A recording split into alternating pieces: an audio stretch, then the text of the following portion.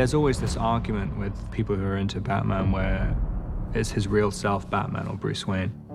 And I was always kind of interested in that. I think that the Batman is psychologically and emotionally interesting. It's so much about the shadow self, which we all have. Things about alter ego and identity and stuff. He believes in it so much. He believes it kind of elevates him as a creature. It is transformative to Bruce. And I think it's actually his humanness in a world of superhumans that makes us all want to connect with him and explore him. If the Batman's vengeance, what do you think the Riddler is? Justice. Yeah, justice. A lot of it is about what's unfair, what feels fair and what's been unfair, and it's not fair that the corrupt are getting richer while we're suffering, you know. And it's justice, vengeance and justice, I think. Yeah.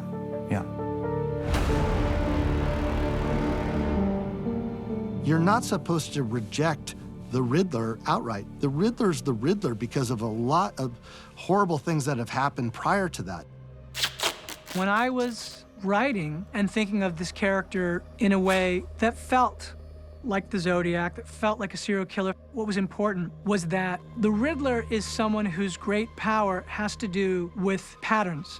The Riddler is a person who's done, who's fed up, and who I don't think can go another day letting Gotham City cycle through its corrupt roots again and again. I think he's probably blamed himself for all of the failings of his life.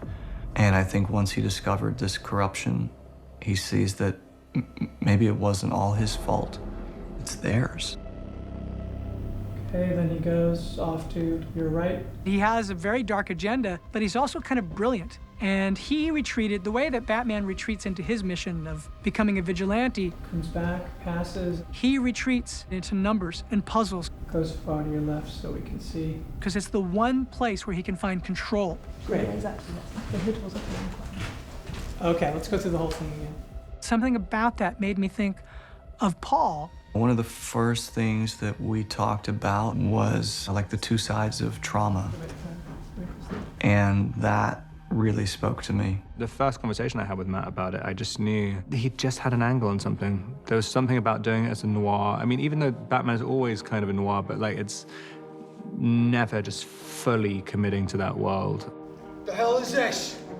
Good cop, bad shit cop? Who's the Riddler? Riddler! How should I know? Having the emotional backstory be the driving force for that character felt, good to me. The root of it is in the child. And what does it mean to be an orphan? You have a kid named Bruce Wayne who loses his parents, but ends up trying to do something good with that pain. And then you have the trauma of somebody who's lost his parents in a different way and who takes that pain and probably thinks he's doing something good, but it is maybe misguided or misdirected.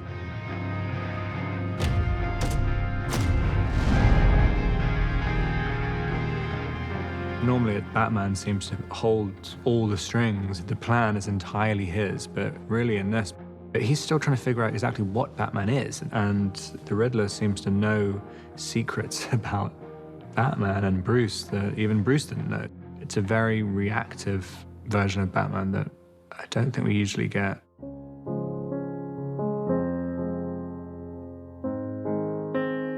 And everybody just forgot about us.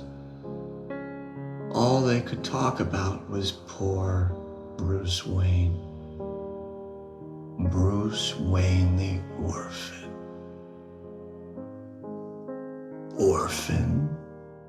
I think seeing the Batman was probably one of those transcendent moments in his life, an aha moment where you project something onto that figure out there and you see some hidden piece of yourself or something that you want to be. Without the Batman, you would never have the Riddler. South Street, 159 up, take one.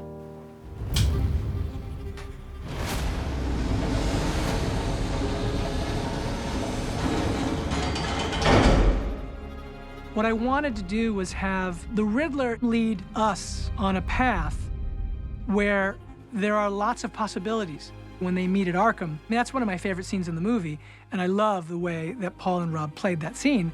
I told you I'd see you in hell. The Riddler doesn't just need Batman as inspiration. He needs him in a practical way too, because he does know his limitations. The Batman's style of combat is pretty fierce. That's not in Edward's wheelhouse. My strength is up here. I mean, I had all the pieces, I had the answers, but I didn't know how to make them listen. You gave me that. I gave you nothing. You showed me what was possible. I think it's more similar than Bruce would like to really admit. I think that's why it's extremely troubling for him by the end of it, because the only difference in a lot of ways is that the Riddler follows through and his justice is fatal. Jesus, his next victim is Bruce Wayne. Bruce Wayne. I think the connection is not just in the vigilante element or the political element. I think it's emotional.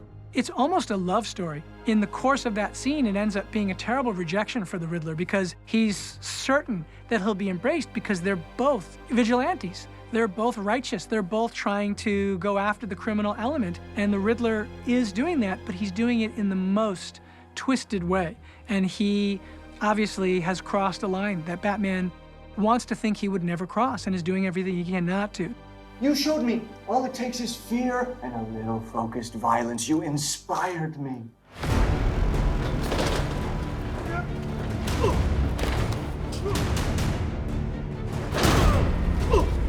The Riddler calls that out in him. There's a lot of signs that Bruce wants to kill people. He even fears that in himself, but he wants to end up punishing the Riddler because it's, you know, he's being a mirror to Bruce's secrets. You're out of your goddamn mind. What? When the Batman doesn't reciprocate as planned, it's heartbreaking. It's betrayal. I think he thought he had a friend.